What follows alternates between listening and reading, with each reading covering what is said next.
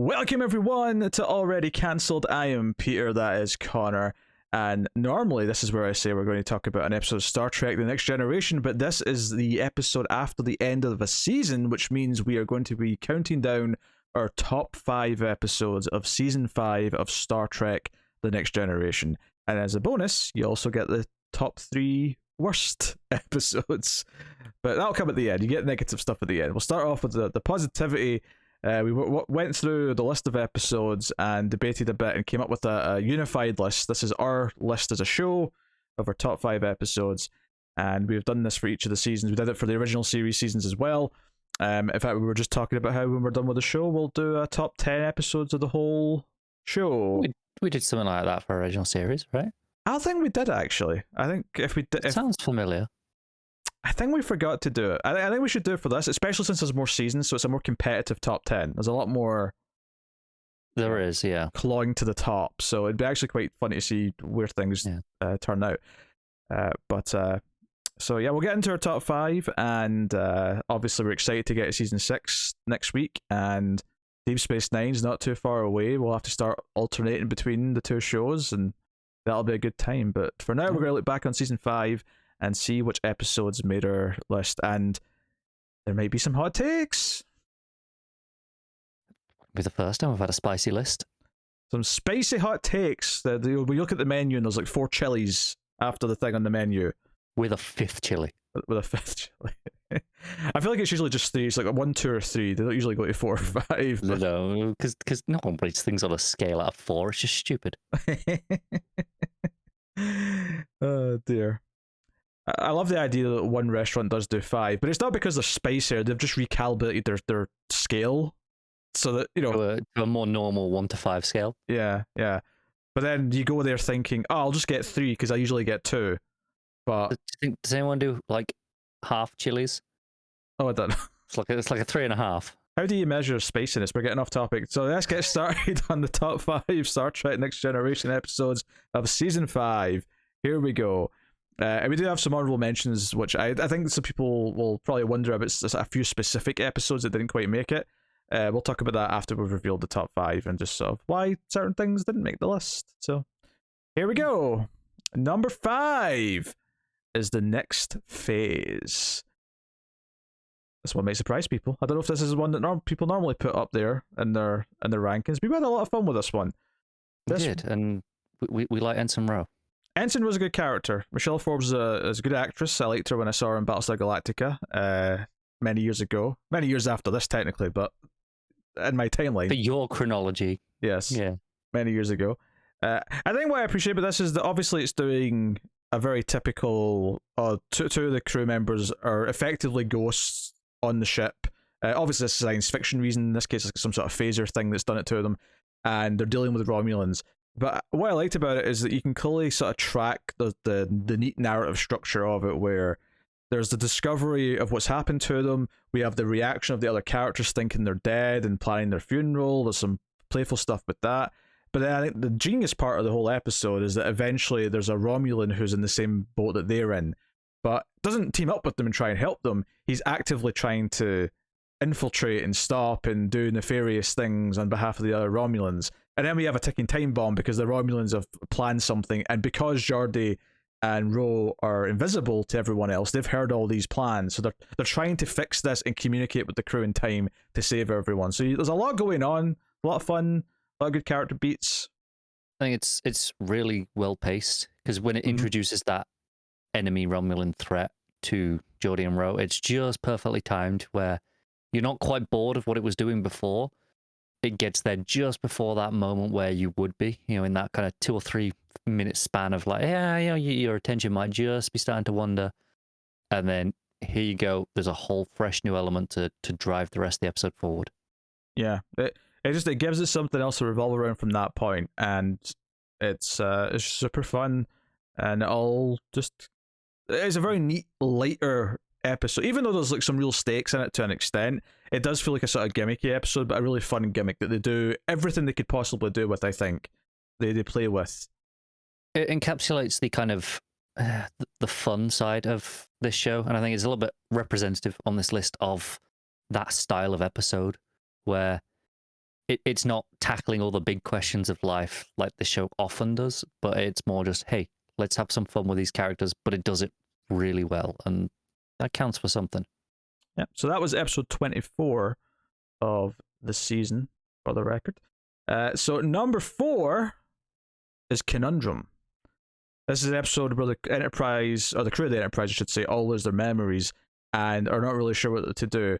But all of a sudden, they start talking about the fact that the Federation's at war with this alien race, and just casually, there's this crew member that seems fairly high-ranking, and as the episode goes on, it's clear that he seems to be like the second officer. He's like really high-ranking on the ship.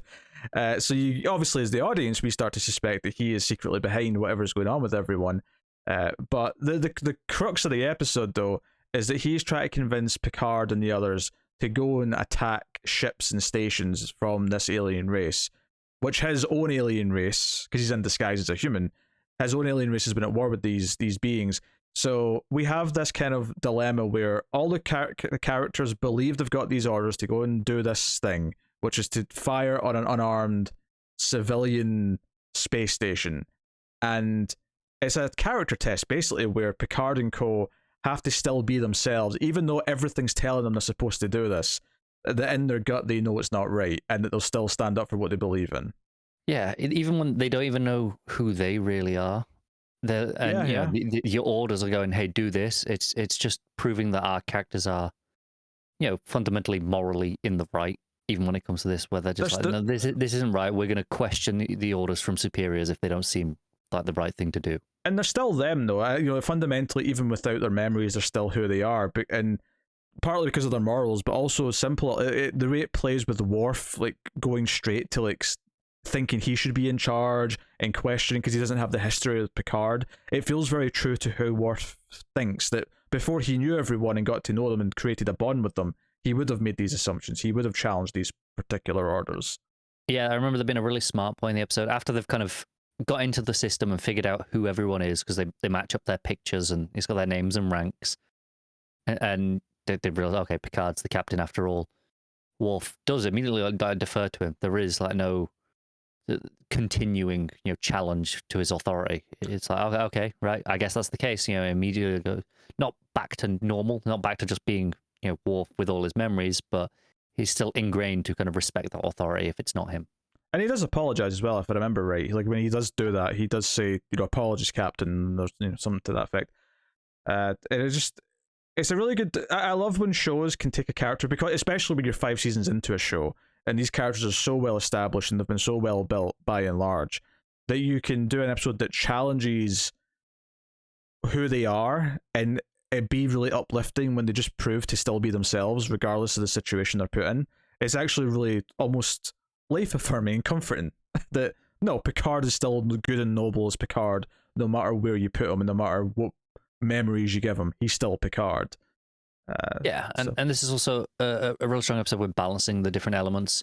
As it has all these weighty things that that Next Gen is particularly great at, but it has a lot of those fun elements in the early section where they don't really know who they are. There's a lot of mistaken identity things. Like that warp stuff, but there's quite a lot of little things like that in that first kind of 10-15 minutes of the episode, which is fun, but it's also good character like exploration and playing with the characters, and then it all comes from a sci-fi concept, which is just a fun concept, so everything just all clicks together and you get a full, much like Next Phase really did everything with its premise. I felt like this pretty much did as well, and was stuck out to us because of that. So that was episode 14 of the season. And then number 3, which is episode 18 of the season, is Cause and Effect. Every show has to do a time loop episode. Well, every sci-fi show at the very least has to do a time loop episode. At least one. Probably, let's be honest, usually more. Yeah.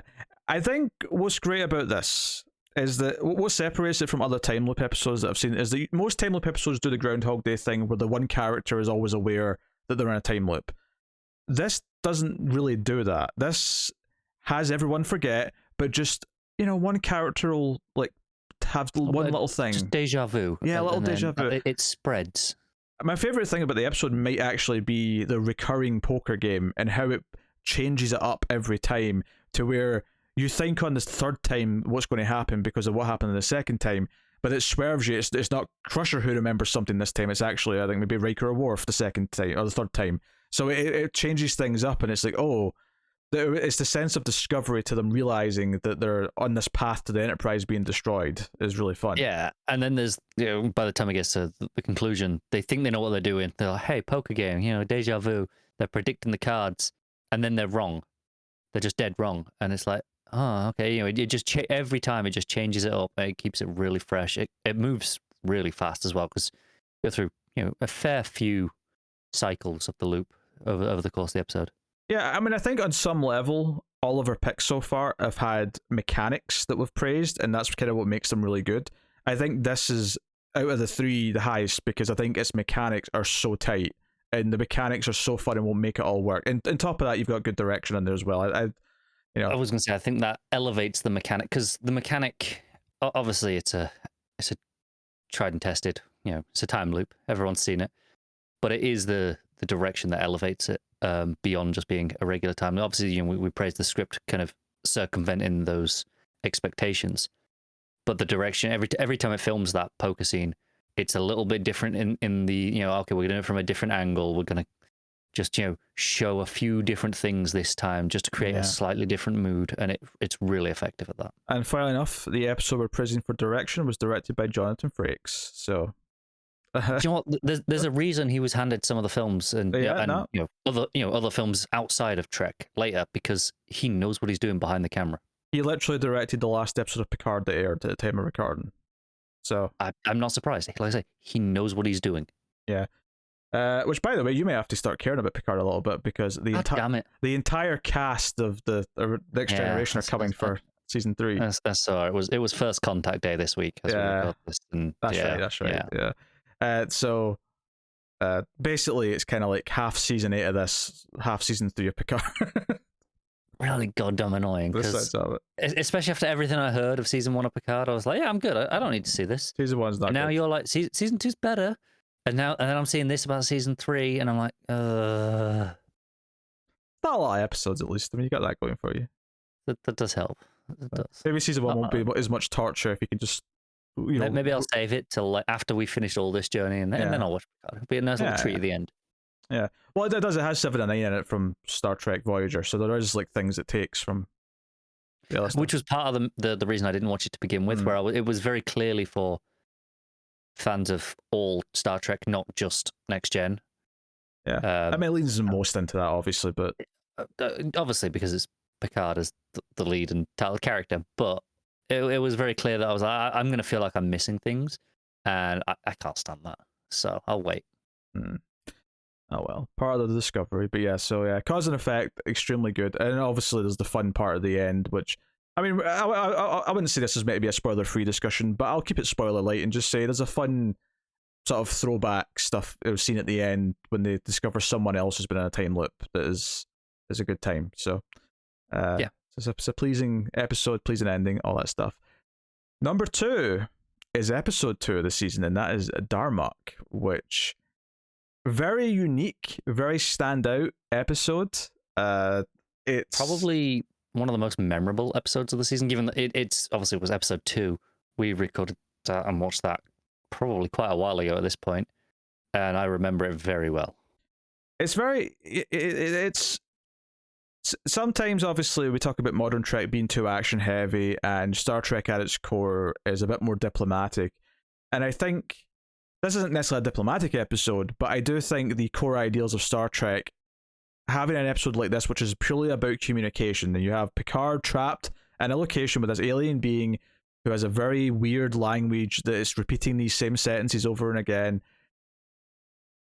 And all it is like this repetition and Picard trying to understand what he's telling him. And then by the end of the episode, he is going to figure it out. And that discovery, along with Picard, as communication is earned, and it says things about trying to understand each other. There's a lot of subtext in there about how it does it. But fundamentally, at its core, it's just about communication. And it does it in a very unique way that makes you think about it, and as it's happening, you understand what Picard's realizing. And it does it in a slightly more meta context as well. It's about the ideas of storytelling and what that means, because the way they communicate is essentially through stories. Like they use phrases that are seemingly random, just nonsense, but with the context behind them, it completely makes sense to them. And and it is this idea of, okay, no, stories have power because of what they mean, and obviously for any storytelling medium, TV, film, it's an easy well to go to, but it tends to be pretty solid stories when they do tell those. And it has, one of the best scenes is Picard telling a story. I think it was the Epic of Gilgamesh, which is just good, 2 or 3 minutes of him just telling the story to this alien. Yeah, and it's absolutely riveting. Yeah, it's great. The performance obviously is a big part of this episode. Patrick Stewart normally brings his A game, and he has a lot of standout sequences and episodes. But this is very much a Patrick Stewart giving a tour de force of a performance, and it's so good.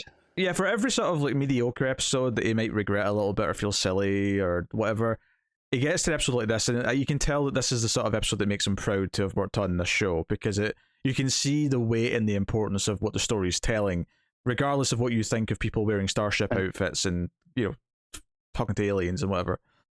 Despite it being the number 2 on this list, and I stand by that. I think well, spoil number 1 right now. But even when we were debating what was going to be what, my gut reaction for number 1 was what we've gone with. I think this is the episode that I think about most still. Like every so often, it'll kind of especially because I do occasionally see someone posting an image of whatever the line is that they repeat, and it kind of and how well that's probably aged for us in the way we communicate now. We communicate so often with just memes. Like I can post a GIF or an image of just one thing that seems on surface level completely random. But because most of us on the internet will have the context of, okay, we've seen that in other conversations, we know what it's from, we understand just the purpose of that image. I don't have to type 3 or 4 sentences explaining things. I just show that one thing and everyone gets it. And I think that's what this episode captures, is that spirit there. And I think that the way that's translated into the internet age is kind of fascinating to me. Yeah, how do people compare this to anything before GIFs existed? I don't understand. That's just how damn good these writers were. Yeah, but hey, really excellent, really unique. It sticks out because it is such a specific, just it's a two-hander. But obviously it cuts back to the ship and they try to get to Picard, who's stranded. And that stuff's it's good, but it's not what you're there for. But it's just these two characters, and there's something. It was a bottle episode effectively, and what I like about a good bottle episode when they're well written, and why I like bottled stories of either episodes of TV or movies, is that they can be bad, but when they're good, they're often good because the confines of just having two characters in a pretty barren location or room and forcing the writing to do the entire story with the performances is what makes it so creative. And you can't rely on some action to audience are getting a bit bored, let's throw in a fight sequence. There's none of that. It's no, your writing has to be top quality to get through this. Absolutely. So it kind of forces to raise your game, and obviously there's bad examples where they try to do it and it just falls apart, but when it works so well, and I always appreciate when they do that. So, and it's something that in theory writers should develop as a skill, because before we had movies and TV, plays existed, and by and large you didn't have a lot of locations in a play because you could maybe roll out a couple of different sets, but you were limited. You can't just go globetrotting into new locations every 2 minutes. It took literal physical effort to change the set. So a lot of plays are set in effectively one room for that reason. Not all, but a lot of them are. Yeah, or often in one building, they'll maybe be in a mansion, and you have a couple of different rooms in the mansion. Yeah, exactly. So I think this episode's a really unique sci-fi take on a bottle story, and much like a film like, say, Arrival, which is very different in a lot of ways, but at its core, it's about communication and just learn to understand each other. And I think this is a really good example of that. So that is number 2, Dharmak, also episode 2, as I mentioned. So that leaves us to number 1, and there's probably a few contenders here that I think on anyone's top episodes of the season. They're getting a little bit worried now that they're like, well, hang on, there's at least a few here that we haven't said. Which one are we about to pick? So number 1 is Iborg, which is episode 23 of the season. This is the Borg who gets disconnected from the Collective. Thank you, that's the word. I was struggling to remember it. The collective, and he gets lonely, and then ultimately befriends Geordi, and it forces our characters, once again, much like Conundrum in some ways, forced their characters to sort of deal with a tough choice. This deals with the idea that up until now, we could just treat the Borg as an enemy, and they're not beings in the same way that a race of people are, or when I say people, I don't mean humans, I just mean any like intelligent species that we encounter in this show. They're assimilated, so they're effectively just machines or part of a network, and they're not actually lives that should be considered as such. But this episode gives us the idea that one of them, once disconnected, can learn and become a thinking person again. And the moment there's a gut punch in this middle of this episode with Geordi, because Geordi's the one that kind of speaks to him a lot, and ultimately the Borg that becomes known as Hugh befriends him. There's a moment where he kind of just inadvertently refers to Geordi as a friend. He doesn't use that word, but he describes what a friend is, and he says, like Geordi. And all of a sudden, Geordi, who at first, just like everyone else, was like, keep him at an arm's, distance from me. I don't want to, touch the nasty thing. The Borg, he'll kill us all. And all of a sudden, it forces Geordi to sort of question how he feels about this character, about this person. And Picard is dead set against the Borg. He has a history, of course, being assimilated. It's very personal for him. And Guinan is also dead set against it. But once Guinan goes and speaks to the Borg, and she then starts to question, and Guinan, her race was wiped out, by and large, by the Borg. And she has such a strong reaction at the start, probably even stronger than Picard, because they have a little fencing match, where they get this all out in the open, and she is like, "Do not let your guard down. Do not trust this thing. It's all pulling a trick. It's an awful being. It's going to kill us all if it could." Beautiful thing is that when she changes her mind, because Picard intentionally avoids going to speak to Hugh, he doesn't want to give it the chance to sort of gain empathy from him. And it's Guinan saying, go and speak to him. Don't avoid it. Before you make this choice, go and speak to him. Because they're deciding on whether or not to not only kill him, but potentially like send plant a virus on him that'll wipe out all the Borg. Yeah, just a little bit of genocide in the afternoon. Yeah. So he goes to speak to him, and ultimately, when Hugh says what he does, and he eventually does not refer to himself as we. He refers to himself as I. He uses the singular, and he gains some form of sentience. And all of that is really uplifting. It's a really good story again, where our characters are challenged to question their own morals, to question their own ethics and their own empathy. It's all got a nice message behind it. But then you have the extra, I think, last couple of minutes where Hugh makes a very selfless choice, where he wants to stay with Geordi, he wants to stay with the Enterprise, he effectively wants to seek asylum. But when they realise that him staying with them, once the Borg become aware that he's gone and come looking for him, it will put them all in danger. And he decides to willingly go back to the Borg because he doesn't want to put Geordi and everyone else at risk. Making the sacrifice for his friends. Yeah, so he makes a selfless choice. But there's just that little moment at the end where he looks at Geordi as they're leaving, as he's leaving with the Borg, to let you know that he is still him. He's still, all this experience that he's gained it's not been wiped away by the Borg when he reconnected. And it leaves a little bit of hope that maybe this was the right choice in the end, because maybe he can teach them other Borg, and maybe it'll start something. Maybe in a weird way there will be a virus that spreads, but it'll be a one of hope and one of this like individuality rather than anything else. It's obviously an incredibly strong episode. That's why it's our number one.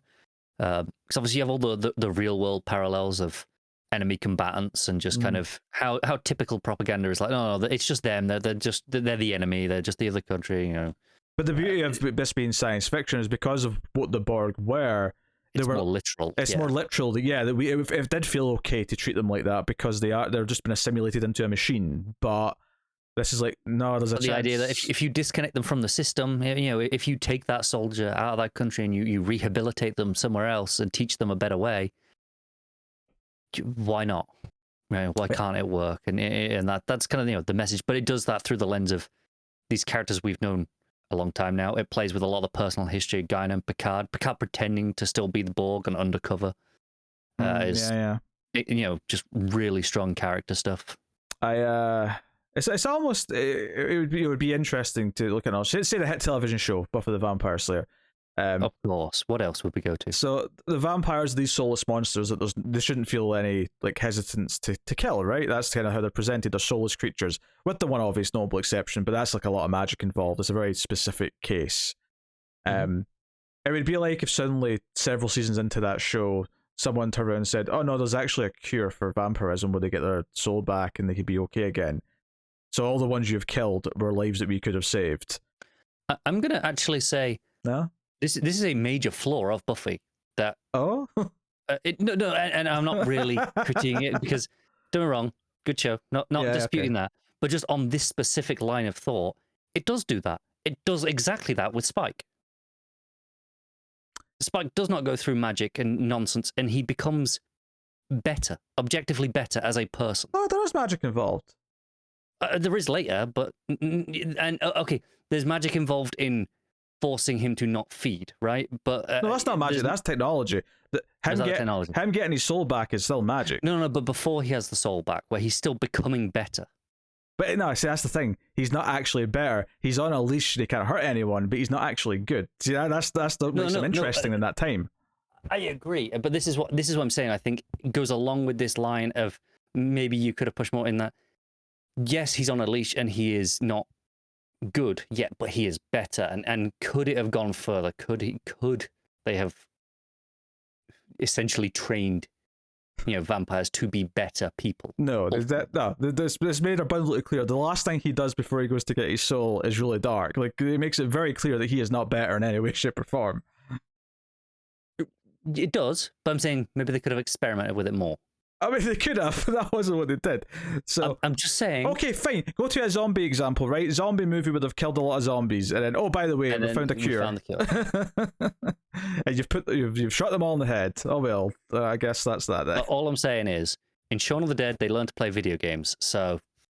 Oh yeah, this is the serious take on the zombie. I'm just throwing out any examples to argue for the sake of it, and that was the first of the kid's mind. Like, you just wanted to pick a fight because I really Buffy, did, and that's all it was. That is exactly what it was. But needless to say, Iborg is a very exceptional episode and is our favorite of season 5. I think one of the things we said before we were started recording this is that I don't know if it reaches the highs of some season 3 and 4 episodes, like individual episodes, but I do think this season was a lot more consistent quality-wise. We actually kind of struggled to pick out our top 5 this time, and not because it was a lot of bad episodes, because there was a lot of good, like really good episodes. The overall quality was high. Yeah. But it meant there was less like, oh, this one stood out amongst the crowd as like obviously going on the list. Yeah, we kind of knew what 1 and 2 were going to be quite quickly. We jumped to those immediately. But there was a lot of discussion about what made the other 3 spots and which ones just missed the cut. And I think we'll mention a few of those here, because I feel like some of them are ones that people probably expected to maybe make the cut and often probably do in other people's top 5s of the season. A big one, obviously, is The Inner Light, which is a very high respected episode. Although, since we've talked about it, I have seen some other people do side with Connor and don't like it as much and think it's... I actually do think it's a bit overrated, because it's got like the highest rating of any episode in IMDb. I don't think it's obviously the best of the season, and I certainly don't think it's the best episode of the whole show. I do think the ending of it's very special. I think the ramifications of this character living a whole life and then snapping back to his mid-40s where he was when he left that life is like a really psychological, interesting thing to think about. And the ending's really kind of touching, and it does some interesting things with that. But in hindsight, it reminds me of that episode of Black Mirror. Like, just as you mentioned it then, there's White Christmas. Oh, okay. Yeah, where they're just reliving that life kind of over and over. Yeah, so it's got some really great elements, but I don't necessarily think the critiques that some of the actual life that Picard's living out on this planet can be a little dull at times or unfair. And I think my bigger critique with that, if I'm giving it one, is more that I was so preoccupied with wondering if I should trust these people. Like, are these like enemies that are trying to trick him that are around him, or are these actually loving people? It took me, it takes a while to get to the point where you're with Picard in the episode, where you're just sort of letting yourself go with the emotion of it, and that's a bit later on, I think. So I think maybe it should have made that a little bit clearer to the audience, perhaps earlier. Yeah, that may have made the difference. It's still a very good episode. I think the ending's one of the most poignant final few minutes of the show, but I think when it came down to it, because this was maybe could have still been number 5, but we obviously we didn't go with it, and I think it was ultimately. I think this goes for a lot of these, almost made episodes that we're going to talk about. Is it has moments that are above and beyond. Like, without a doubt, there are moments in this episode and some of the other ones we're going to talk about that are better than episode 5, maybe even 4 that we have on our list. But those episodes were much more consistent throughout, were more rewarding overall than just these moments from these episodes. Yeah, the other big one that people might think would be brought up is Unification.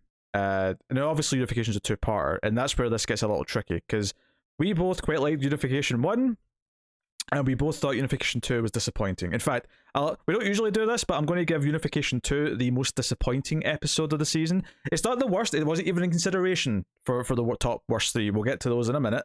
But it is the most disappointing because part 1 had some exceptionally good moments in building up to it. Part 2, the scene with Picard and Sarek is really great. Much like the end of Diviner Light is a real standout 5 minutes of just excellence and has so much going for it. Ends with the reveal of Spock, of course, and then that leads you to part 2. But Unification 2 was just kind of a middling, dull episode in places. It is basically only remembered because it has Spock in it. Yeah, pretty much. Like, it has that, and then it kind of rests on that, and that was really disappointing. So, Unification 1 probably wouldn't have made the top 5 anyway, on the same reasons as Inner Light, being that there's specific sequences in it that are really great and not the whole thing as much so. But I think the fact that part 2 sullies it a little bit in hindsight to make it less satisfying or less fulfilling, maybe is a better word, probably is why it sort of doesn't quite make it. But it is a very good episode and has some great scenes in it that are big deals for Trek as a whole. Absolutely. And it's by no means a bad episode. Even as a 2-parter, it's by no means a bad watch overall. But it's definitely uneven overall, and you say that second half does diminish the overall quality and kind of tarnishes the memory a little bit of the first one, even if it does have some fantastic moments. Yeah. I'll give a small shout out here to Ensign Ro, which was episode 3 of the season, but it introduced the Bajorans and the Cardassians. I don't know if it was the first time we heard all these words, but this was the first time it really introduced the conflict and the history of it. Yeah, as we went through these episodes, we just knew, because that's what we do. We literally just go through the list, go, okay, quick, yes or no.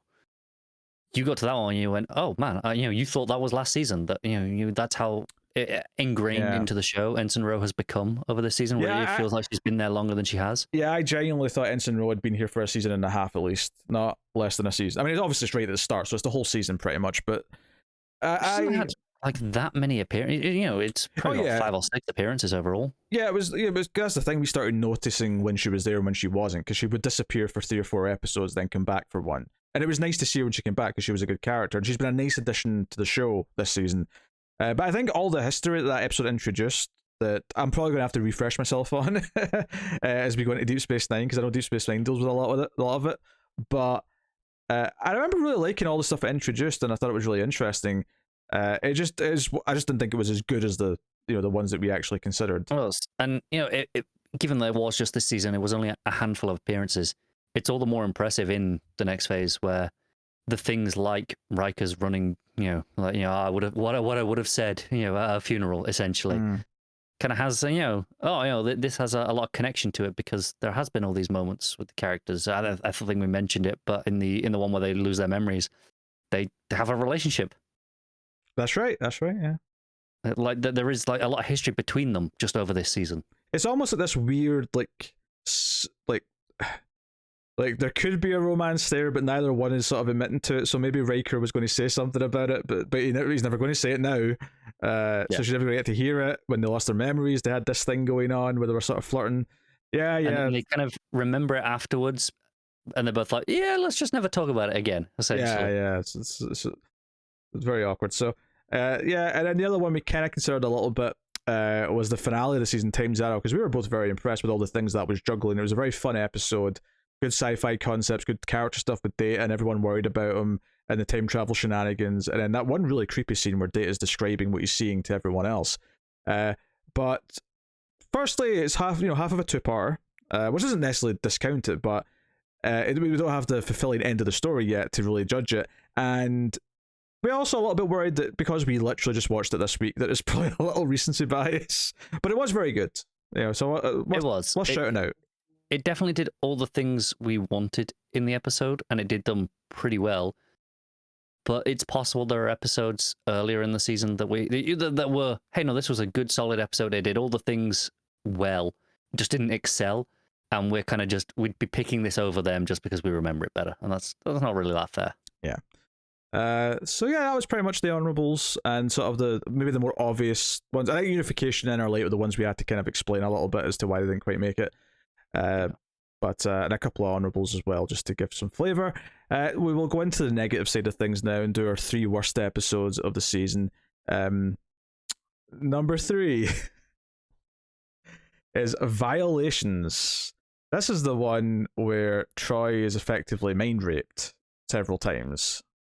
Yes, in her nightmares. Yes, because there's a weird sort of like telepath like families on board, and the red herring is the old man, but it's actually the young guy who's doing all this malicious stuff. I have to admit, my memories of the episode are a little vague, but I remember feeling very uncomfortable watching it though. Yeah, it was definitely doing some dark stuff without the weight or like nuance that other episodes tackle.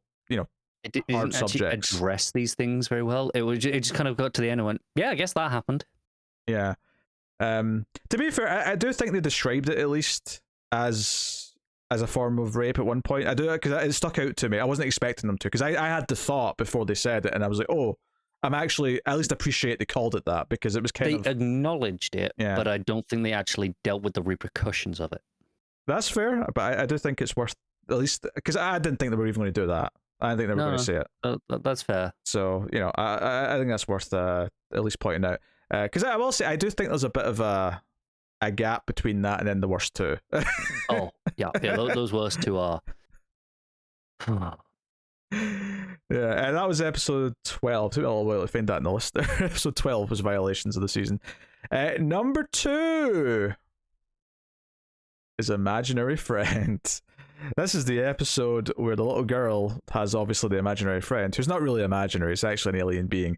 But it's the imaginary friend is played by August, Tommy's first girlfriend from Third Rock from the Sun, which is the most notable thing about the episode. Yes, she wants to do stuff, and that the kids aren't allowed to do because they're kids. And we've got to keep the kids safe. Yeah. Oh, it's tedious. It's really tedious. And it's kid actors for a lot of it, and they're not amazing. Yeah, it's not good. I think there wasn't much about it that made it thrilling to go, but by the time we get to the point where the characters are kind of realizing that there's something real about this imaginary friend, like the whole setup to trap the imaginary friend and talk to her, like, just I don't think any of it was all that exciting or engaging. I don't necessarily think this is a bad concept. Like, I think there's maybe something in this idea. Admittedly, getting around kid actors on a TV show is maybe a bit of a hurdle, but I don't think the idea is inherently bad. The idea that everyone dismisses the imaginary friend because everyone just assumes it's an imaginary friend, that actually turned out to be something. I mean, horror movies do it a lot. You get a lot of like movies where there's a ghost in the house or a demon in the house, and the kid talks to it creepy like, and it's overdone. And I'd say like 8, maybe 9 times out of 10 it sucks. But once in a while, you get the good examples, and they're interesting. It's not impossible to pull this idea off, is what we're saying. We've seen it done. And because done well. And because this is science fiction, straight science fiction, not a horror. I mean, Trek can occasionally go into horror territory, but because the way it approaches it was not from a horror perspective, that's interesting because it's more of a diplomatic thing. It's more of a kind of a weird first contact situation. It is, but I think it loses a crutch that the horror approach has, where even if it's overdone and cliche, if the surrounding elements manage to be creepy enough, you can kind of overlook this element of it in the horror version. Whereas the first contact and communicating with this thing isn't actually interesting enough to overcome the fact that we're doing this cliche and overacted. And it's a lot of kid acting throughout the episode. So it is what it is.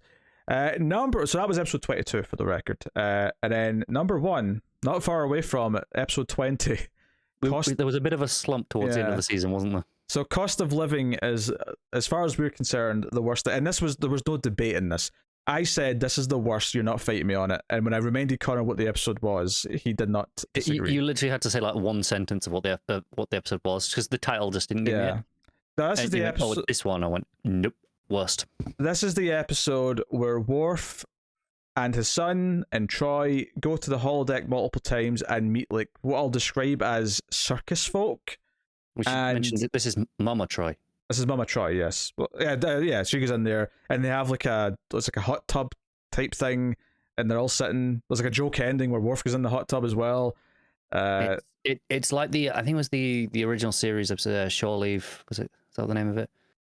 Where there was the Easter planet Bunny? they like created all the things. You know, it's like that, but turned up to even worse. Yes. And this is the episode. I mean, there is like a couple of funny beats here or there, because this is the episode where Mama Troy's getting married and she's sort of like giving up who she is. But this is the sad part about it, is that there's actually kind of a good like moral to the story, that if they'd actually done a good episode about it, I might have like applauded it for doing this, which is like she's giving up who she is because she's just like getting desperate and wants a husband and she can't be picky. But then she sort of defies him at the end and shows up to the wedding naked, as is traditional. Yeah, Betazoids, you know, they have naked weddings. That's just what they do. At least the bride and the groom. I don't know if all the Betazoid guests go naked, but I don't know if they've addressed that specifically. But I remember having the impression that they were all naked, but I couldn't confirm that. Yeah, well, no one wants to upstand the bride and groom, so if they're naked, the eyes will definitely be on them. That is true, yeah. Or awkwardly avoiding them, depending. But either way, they're definitely. But then, do you normally, if everyone's naked, it's fine because it's not a big deal then. Yeah. Exactly. So you want them to be special. So you have the Betazoids up at the altar. He's got his Tadger out. She's got her Volvo out. Yeah. We learned a lot about Betazoid culture in this episode. Not all of it. That was great, but sure. Yes, those were not Betazoid words for genitalia. One was very Scottish, and then one was just sort of a grab in the dark. But I hope you enjoyed it because I was going for a laugh. But that is our worst 3 episodes. Yeah, there was a good handful of there's a lot of mediocre episodes. I say a lot. Probably like 4 or 5. This was really mediocre, there was like 4 or 5 others that were maybe in minor contention for that 3rd spot, but not by a lot, really. No, it was overall a mostly very good season. I think it maybe those 2 episodes were clearly the standout too that we had. But then 3 through 7 were like, these are really solid, good episodes, and then we've probably got a good 5 or 6 after that as well that we really like. That's at least half the season, I would say, is in the very good side of Trek. Yeah, like I say, the standard was on average much higher this season, without perhaps the peaks and valleys, which is something that also happened as well, I think, with season 4. I think season 4 had a couple of big highs, but by and large, it didn't have as many highs as 3 did, but it also had more consistency than season 3. Like it feels like as it's going on, it's kind of like scaling into just being really consistent, as opposed to, because season 2 is the polar opposite, where there's like 2 episodes that are like amazing, like all-timer episodes, but season 2 by and large is still kind of season 1A. It's still like a lot of mediocre episodes. I think this season really hurts while having cost of living and imaginary friends so close. There was a slump towards the end of the season of like maybe 4 episodes. To be fair, though, there was quite a little streak at the end, though, of good stuff, because the last 4 episodes were Iborg, The Next Phase, The Inner Light, and Time's Arrow. So the last 4 were a nice streak of good. They were, but the 4 before were either just okay, they were fine. You had First Duty, and then you had Cost of Living, which was obviously terrible. Perfect Mate, which was fine. and then you had Imaginary Friend, which was terrible. It was like this slump at the end of like, you just want one good episode to jolt you out of it, and then like buses, you got 4 at once. Yeah. And right before that slump was cause and effect, so you sort of felt the drop a little bit. Yeah, really, because the first Duty, which was a Wesley Crusher episode, I mean, as Wesley episode goes, it wasn't actually that bad. But coming off of cause and effect, it was like, yeah, it probably felt worse than it was at the time. It wasn't without merit. And I think that's, even the worst episode of the season, like I said, there's kind of a nice message in there that it's trying to get across. So even the worst episode of the season, there's some merit in what it's trying to do, even if it's failing miserably. So yeah, I think that's a nice sentiment overall to end on. But yeah, season 5 very good. We're looking forward to season 6, and of course the big thing with season 6 is that halfway through the season, Star Trek Deep Space Nine is going to start. Mark your calendars. So we will be barreling towards that very soon. And I've heard that it's like, I don't think it's bad to begin with, but it's definitely one of those shows where I've heard that it's once you get to like season 3 or 4 where it really becomes Deep Space Nine that everyone talks about and raves about. I have heard that. I've also heard it's the most serialized of the Trek shows, so I think that I'm assuming part of that is something that we talk about in a lot of serialized shows, that as they go on, they tend to be better because they're building on all these threads.